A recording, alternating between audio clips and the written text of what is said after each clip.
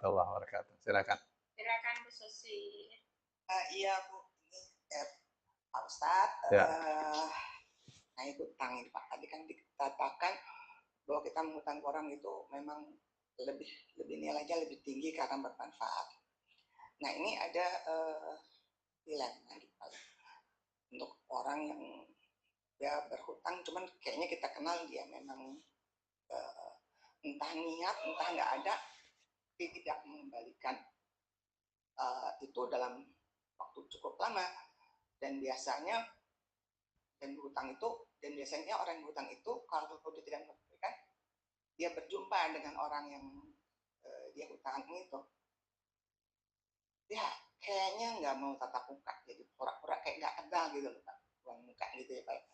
Nah kebetulan gini nih, saya bercerita sedikit, ada kerabat cukup dekat, masa lalu dia pernah begitu, dan dia memang karena orang tuanya berada, dia hidup selalu dengan keadaan yang tidak prihatin, selalu bersedang gitu Pak. Nah suatu saat dia modal usaha nggak ada, dia pinjam pada saudara cukup besar, dia tidak kembalikan sampai akhirnya orang tuanya tidak ada, dia kayaknya usahanya makin susah gitu. Nah sekarang ini dia coba tiba-tiba menghubungi saya melalui WA. Saya tidak pernah komunikasi lewat WA, kalau dia juga jarang kumpul keluarga gitu. Paling cuma tatap-tatap gitu, berkomunikasi enggak, tiba-tiba gitu, dan tidak ada basa-basi gitu, namanya orang berhutang ya Pak ya, ada sedikit merendah, tidak. Jadi dia tiba-tiba bilang, Pak bilang sekian, bisa nggak besok dikirim sekian, jumlahnya buat saya sih cukup besar gitu ya, dengan alasan untuk bla bla bla. Terus saya jawab, saya bilang karena saya mengingat cerita dia dulu berhutang kepada saudara yang lainnya, saya mengatakan saya lagi banyak keperluan gitu. Terus dia bilang nggak bilang maaf gitu. Oh ya, minggu depannya lagi begitu lagi, pinjam lagi, turun nilainya Pak. Terus dengan alasan lain lagi dari yang pertama. Akhirnya saya tanya sama saudara, diamkan aja, jadi saya diamkan, tidak saya balas, nanti kalau saya reaksi. Minggu depan lagi dia pas dia manfaatan hari Jumat Pak, berutang lagi. Itu berutang nanti gini, kalau jumlahnya besar dia bilang turunkan kecil, dia bilang besok. Tapi kok mau berutang itu misalnya malam ini WA, malam ini minta ditransfer gitu loh. Jadi terus nanti pas Jumat berutang lagi, nilainya turun lagi dengan keperluan yang lain lagi, katanya besok gitu diganti. Saya kan jadi rasanya gimana ya Pak ya, dilema buat saya. Di satu sisi dia saudara, tapi kayak jadi gak yakin, ini hutang ini buat apa sebenarnya kok ganti-ganti gitu. Akhirnya terus dia bawa-bawalah bahwa ini Jumat Barokah gitu segala macam. Akhirnya saya tadi ini memang saya mau niatin, saya kasih sedekah aja lah. Sebelumnya memang saya udah niat nih, saya rasanya kok itu masih kerabat dekat, tapi meskipun hubungan kami tidak sama sekali, tidak jarang komunikasi tidak dekat, kali ini dialah bersedekah.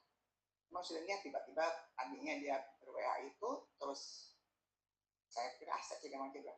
Saya bilang, saya cuma bisa bantu kamu sendiri. Udah dia semua suara terima kasih gitu ya. Terus ini gimana ya Pak ya, kalau menghadap harapan itu, tapi kita tidak tapi dalam hati jadi, kan Pak Ustadz sering katakan membantu saudara. Tapi yang dibantu kok kayak gitu ya sikapnya. Ternyata beberapa hari kemudian juga ada saudara WA ke saya, dia juga di WA untuk menghutang. Jadi rupanya ke beberapa orang gitu. Saya jadi mohon Pak Mas, arahan Pak Ustadz, bagaimana menyikapi menghadapi kerabat yang seperti ini, tapi dia sikapnya tuh tidak sama sekali merendah gitu.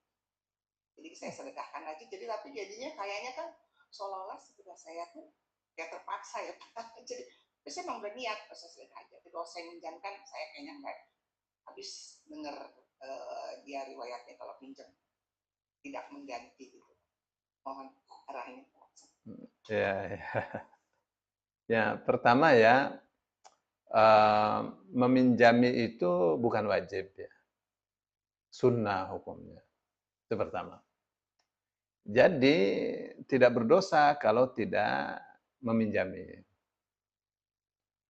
atau tidak memberikan hutang. Itu satu, pegang dulu.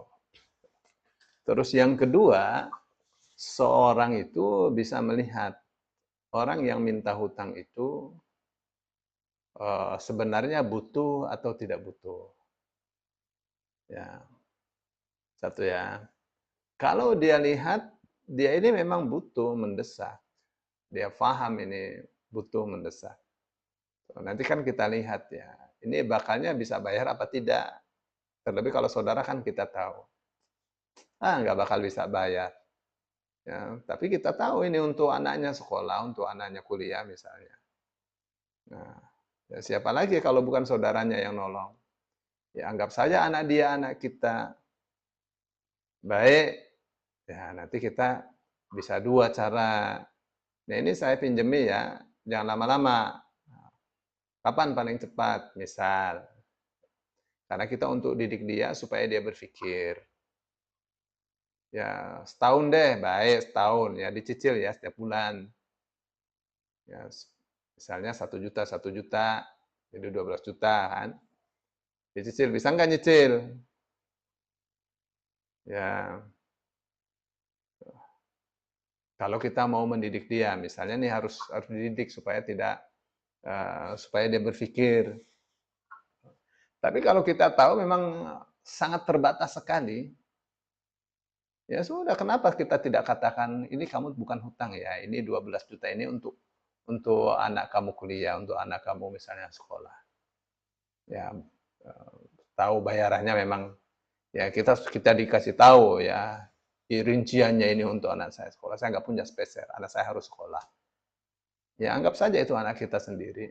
Ya, nanti Allah akan ganti di dunia, di akhirat Allah akan ganti. Ya, gitu ya. Sekarang ini kasusnya kalau kita percaya ya memang dia butuh. Ya, memang dia ini butuh, kita mau mendidik dia atau kita memang tahu kalau dia nggak bisa disuruh bayar itu nggak bakal mampu. Ya, kalau kita sudah tahu kalau bakalnya nggak bakal mampu, udah terus terang di awal kamu tidak usah berpikir untuk mengembalikan. Ini dari saya, anak kamu saya yang tanggung untuk ini, untuk bayar bayar apa namanya uang bangunan atau apa. Saya yang tanggung. Jangan berpikir. Ya, kamu banyak-banyak saja berzikir kepada Allah, terus sambil minta kepada Allah agar Allah kasih rizki yang banyak. Semoga usaha kamu lancar. Surah doakan, yang kasih kabar gembira. Ya, supaya besar hatinya. Nah, sekarang saudara ini datang, kita tidak tahu kebutuhannya itu apa. Ya, biasanya untuk foya-foya ya jangan dikasih. Ya, karena kalau sekiranya untuk foya-foya dan kita tahu itu pasti untuk foya-foya kita kasih, kita mendukung dia foya-foya. Ya, ada kalanya dia karena dia laki-laki harus bertanggung jawab kepada keluarganya. Ini sudah mentok, usaha apa saja nggak bisa. Ya, butuhnya tidak sedikit, butuhnya banyak. Dia akan bidik saudara-saudaranya, 1, 2, 3, 4. Ya, butuhnya berapa? Butuhnya 8. Dari sini pinjam 2, 2, 2, 2, jadilah 8. Kapan akan bayarnya? Ya, dia ada berpikir, ya.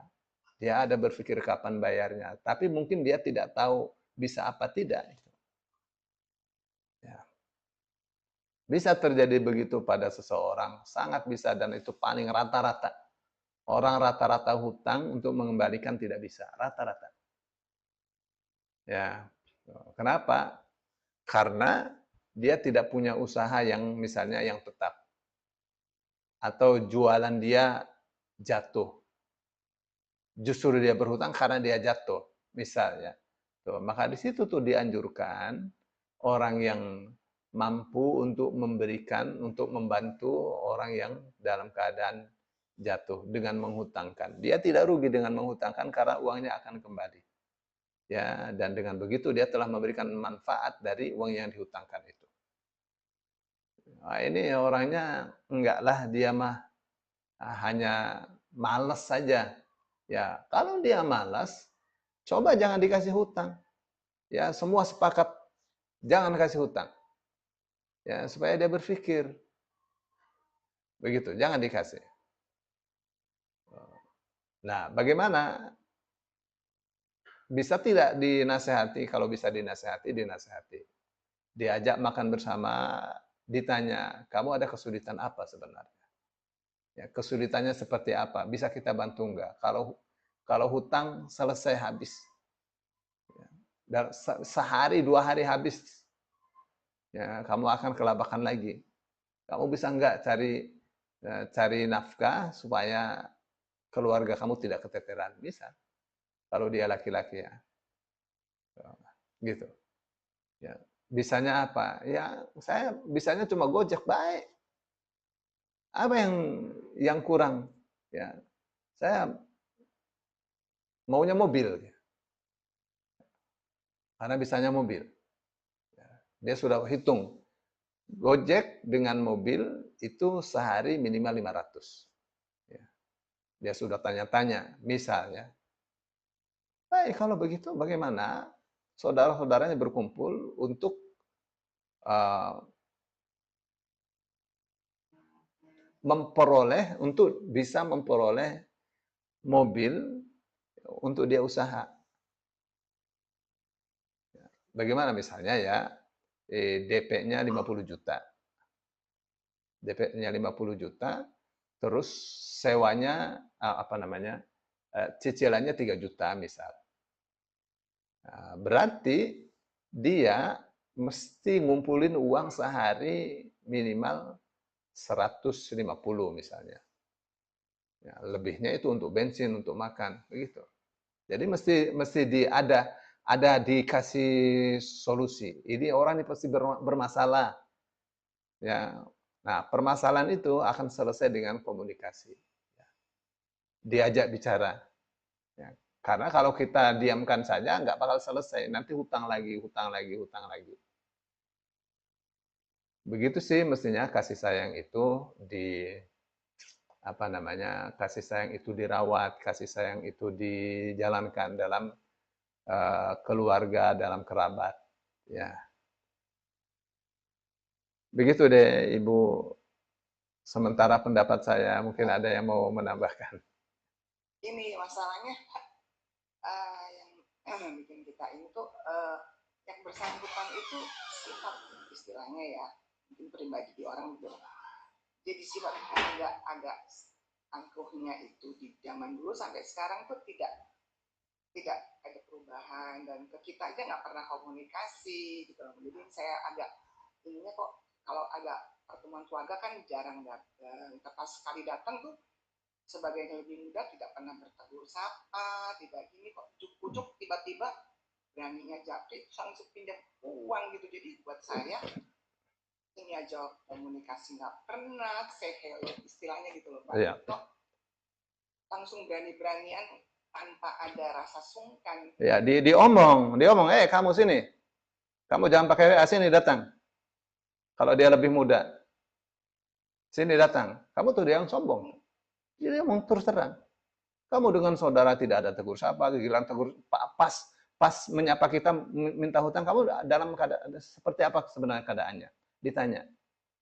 Ya, kamu tuh mumpung masih hidup, kamu tuh masih muda. Ini aku tuh tua. Kamu tuh harus hormat kepada saudara-saudara kamu. Diajari sopan santun. Meskipun dia sudah tua. Ya, jangan diam. Ya, itu kan berarti kan masalah kan? Berarti kan masalahnya masalah akhlak. Ya, kapan bisa berubah? Dikasih nasihat. Tidak dikasih nasihat nggak bakal bisa berubah. Ya, kasih nasihat. Ya. Kamu tidak boleh begitu sama saudara. Tidak ada tegur sapa, tidak ada silaturahim, giliran menghubungi mau hutang. Ya nggak boleh kayak gitu tuh. Kamu harus berbaik. Kasih nasihat. Ya, karena itu kan saudara. Jangan tidak dikasih nasihat. Iya. Dia gitu kan. Kalau diterima atau tidak ya terserah kita menasehati dia, Pak. Gimana, Bu? Iya. Soal misalnya kita menasehati, dia merasa tersinggung, ya urusan dia lah ya. Iya. Gitu, Pak. Ya kasih nasihat. Karena itu kan keburukan ya. Kalau didiamkan, salah kita. Ya. Oh, iya. Ya. Iya. Itu biasanya ya. Seorang dalam keluarga tentang nasihat. Suami takut kepada istri salah tidak dinasihati, salah. Ya. Istri lihat suami keliru, ya marah sama suami, salah, kasih nasihat. Ya, nasihat itu berbeda dengan fadihah. Fadihah itu membuka aib. Ya, dengan menghina itu bukan nasihat. Ya, kasih nasihat, kasih nasihat. Diajak bicara baik-baik. Ya, paling enak sambil makan bakso. Ya, diajak ngobrol. Ya, supaya terlihat kasih sayang itu ada. Ya, jadi kasih nasihatnya sambil makan bakso dan seterusnya. Jadi keakrabannya itu terbentuk. Gitu gak, Bu? Ya, baik Pak. Syukran Pak atas Afwan. penjelasan.